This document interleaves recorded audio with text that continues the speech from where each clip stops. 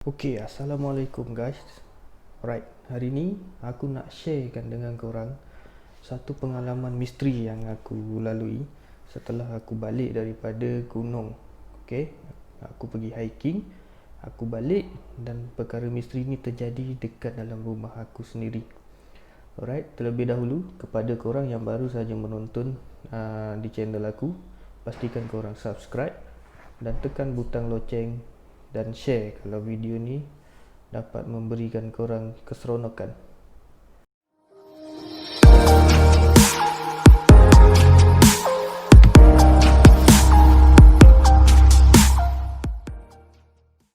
Okey, ceritanya bermula apabila aku balik daripada rumah mak aku, yang jaraknya dengan rumah aku taklah jauh, dalam lebih kurang 10 ke 15 minit, dengan naik kereta. Right, sampai je di rumah, anak aku ditidurkan oleh isteri, right? Dan apabila anak aku tidur, isteriku pun turut terlelap. Bila isteri pun dah lelap, jadi aku sebab tinggal sorang-sorang, jadi aku pun ikut terlelap. Tapi secara tiba-tiba, beberapa minit sebelum asar, aku terjaga sebab aku dengar bunyi anak aku menangis yang sangat kuat. Bukan kuat yang macam biasa, yang memang kalau korang sendiri dengar dan bandingkan dengan tangisan dia yang biasa, memang korang boleh bezakan kekuatan nangis itu. Aku pun turut terbangun sebabkan terkejut dengan tangisan anak aku. Dalam keadaan aku mamai-mamai tu, aku rasa nak ke tandas. Jadi aku pun bangun terus ke tandas untuk menyelesaikan hajat-hajat yang tergendala. Bila je keluar daripada tandas, aku berjalan ke bingkai pintu bilik. Secara tiba-tiba, aku rasa badan aku sejuk. Sejuk yang memang betul-betul sejuk. Sedangkan pada hari tu cuaca sangat panas. Langsung tak hujan, yang kalau ikutkan orang akan duduk kat rumah tanpa berpakaian. Tapi aku pakai baju dan seluar panjang. Aku juga terfikir untuk cari selimut sebab aku terlalu sejuk. Dan suhu badan aku panas secara tiba-tiba. Suhu dia macam demam 37 point something. Itu satu. Dan bila aku duduk dekat sebelah anak aku, bila tengok je muka aku, dia akan menangis dengan lagi kuat. Aku tak tahu apa yang dia nampak dekat aku, sama ada sesuatu yang orang dewasa tak nampak tapi dia boleh nampak, ataupun dia terkejutkan sesuatu yang yalah kita tak tahu kan. Alright, jadi isteri aku pula, dia secara tiba-tiba dia terfikir yang tangisan anak aku tu disebabkan perkara-perkara yang mistik. Alright, dan dia buka cerita sejak 2 minggu sebelum kejadian tu, dia start nampak kelibat-kelibat dah berkeliaran dekat dalam rumah aku. Wallahualam, aku tak tahu kelibat apa, tapi isteri aku tak ceritakan pada aku sebab dia fikirkan itu perkara biasa. Alright, isteri aku cakap dia nak ajak kami satu keluarga untuk pergi jumpa ustaz untuk berubat lah. Right, jadi bila dah berfikir untuk berubat, aku pun bersiap lah. Aku masuk balik dekat bilik air untuk mandi dan solat asar. Alright, selepas je selesai solat asar, aku duduk sebelah anak aku. Alhamdulillah, dia ceria. Dia dah tak ada masalah. Bila tengok muka aku, dia boleh senyum, right? Dia boleh bermain dengan aku. Tapi keceriaan dia tu tak tahan lama. Lepas dia dalam 10 ke 15 minit macam tu, dia start nangis balik. Nangis yang sama macam yang masa dia baru bangun. Nangis yang sangat kuat. Jadi isteri aku berkeras untuk pergi jumpa ustaz dan aku turutkan. Sebab pada mulanya aku fikir dah tak perlu jumpa sebab anak aku dah tak ada masalah kan. Dia dah ketawa dengan aku, dia dah main dengan aku apa semua. Tetapi tak lama, right, jadi kami buat keputusan untuk pergi jumpa ustaz tu. Okay, jadi kami pun bersiap. Lepas dia semua dah selesai solat asar, kita orang pergi ke rumah ustaz. Right, bila sampai je dekat rumah ustaz, isteri dan juga anak aku dia masuk dulu sebab aku nak ambil barang kat dalam kereta, ambil beg duit, handphone dan sebagainya lah, dan kunci kereta. Okay, bila anak dengan isteri aku masuk, ustaz tu cakap anak ni tak ada apa-apa masalah, dia just nangis sebab takut dan terkejut. Sebab apa dia terkejut? Okay, apabila aku melangkah masuk dalam rumah ustaz, aku tak sempat buat apa-apa lagi. Okay, ustaz tu cakap, okay, ayahnya ni ada benda yang ikut. Okay, bila ustaz tu cakap je macam tu, aku dah rasa macam what?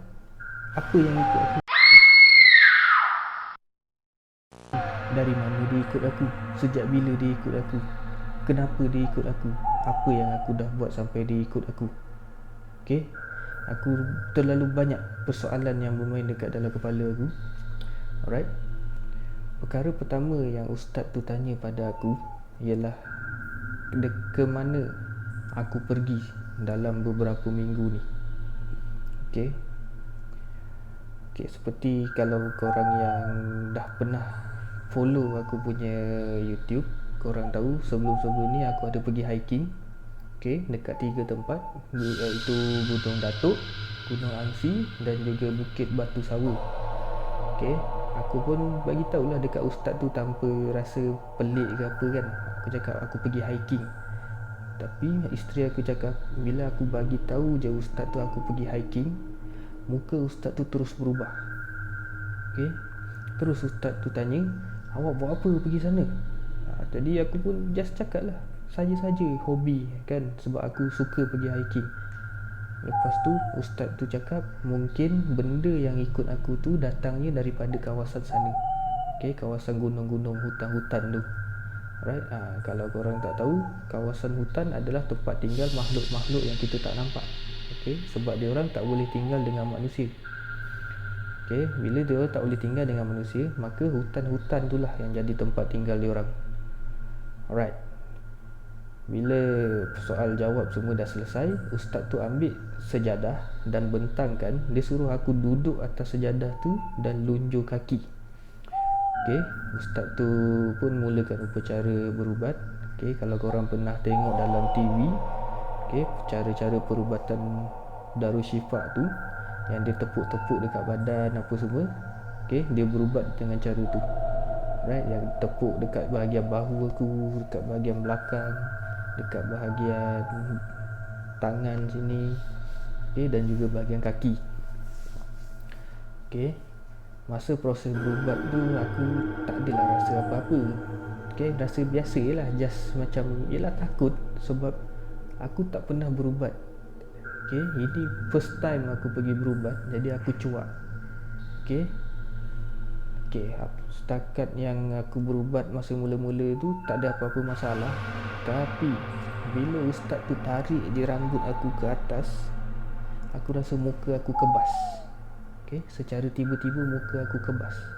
Okay, dia tarik 3 kali. 1, 2, 3. 3 kali tu juga muka aku rasa kebas. Okay, alright, itu yang pertama. Yang kedua, dia tarik dekat bahagian tangan. Okay, dia tarik macam ni. Okay, mula-mula dengan tangan kanan 3 kali, tapi aku tak rasa apa-apa di bahagian kanan. Okay, bila dia tarik je dekat bahagian kiri, bila sampai je dekat pergelangan tangan, aku rasa tangan aku sejuk. Okay, sejuk. Memang aku dapat rasakan perubahan yang sangat drastik. Sejuk dia tu. Sebab yelah, kita suhu kita normal, biasa, tiba-tiba tangan kita sejuk.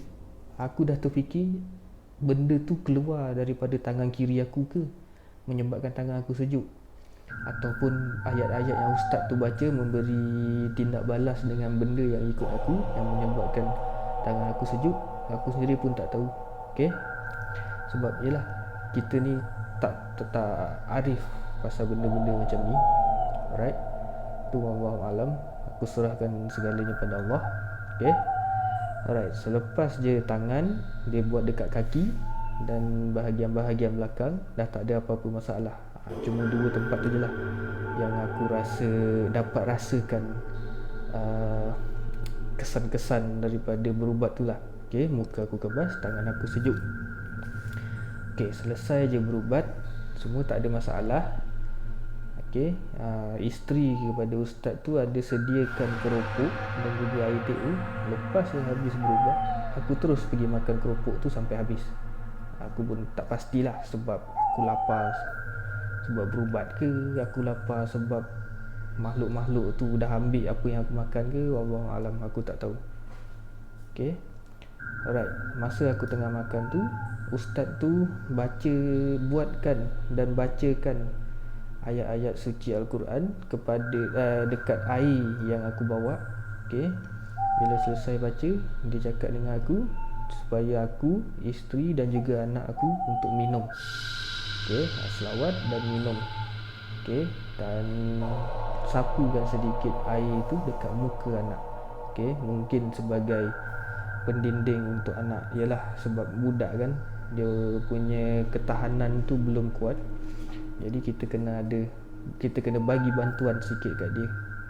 Okay, alright, lepas je dah selesai semua, aku pun dah habis makan keropok. Okay, kita orang pun buat keputusan untuk balik. Okay, aku ada bertanya dengan ustaz, ustaz, apa yang ikut aku? Makhluk apa yang ikut aku? Dari mana dia ikut?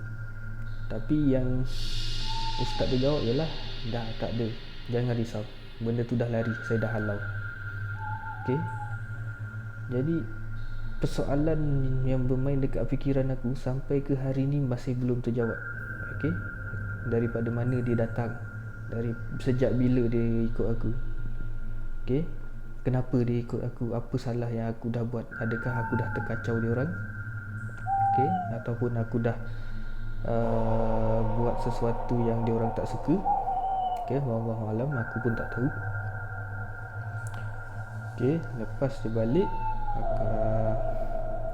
alhamdulillah semuanya berjalan lancar. Dan yalah, anak aku pun dah tak ada masalah nangis apa semua, dan aku pun sejuk dan demam tu terus hilang. Okay, dia dah tak ada rasa apa-apa. Alhamdulillah semuanya okey. Right, tapi sehingga ke hari ni, persoalan-persoalan yang bermain dekat fikiran aku masih juga belum dapat jawapan. Dan insyaAllah kalau ada apa-apa lagi cerita yang aku nak kongsikan pasal pengalaman aku ni, aku akan upload di video aku yang baru. Okay, korang nantikan. Alright, okay, sedikit nasihat kepada para hikers. Alright, pendaki-pendaki sama ada newbie ataupun yang dah senior. Okay, kepada korang yang nak hiking, okay, sekiranya korang hiking bermula pada awal pagi, sama ada sebelum subuh ke kan, okay, pastikan bila dah masuk waktu, korang semayanglah subuh. Okay, mohon perlindungan pada Allah. Okay, daripada awal perjalanan korang untuk hiking sehinggalah korang dah habis hiking, iaitu dah sampai balik ke starting point. Okay, mohon perlindungan daripada awal hingga akhir, supaya Allah lindungi kita daripada perkara-perkara yang kita tak nampak. Okay, itu yang pertama. Yang kedua, okay, lepas je korang dah turun daripada gunung, korang dah sampai ke starting point, korang pergilah membersihkan diri. Okay, yang mudah dia mandi. Alright, okay, misal kata korang ada halangan untuk mandi, okay, at least sekurang-kurangnya ambillah wuduk. Alright, kalau dah waktu semayang, korang terus semayang. Dan macam biasalah, mohon perlindungan pada Allah. Okay, ataupun kalau masa tu belum lagi waktu solat, kalau korang nak solat sunat pun tak ada masalah. Yang penting sekurang-kurangnya korang berwuduk. Right, setakat tu dulu perkongsian aku pada hari ni. InsyaAllah kalau ada cerita lain aku akan upload video yang baru. Okay, sekali lagi aku nak ingatkan pada korang, jangan lupa subscribe, share dan juga tekan butang loceng supaya korang dapat notification bila aku upload video yang baru. Okay guys, semoga kita dilindungi oleh dan dirahmati oleh Allah walau di mana juga kita berada, insya-Allah. Assalamualaikum.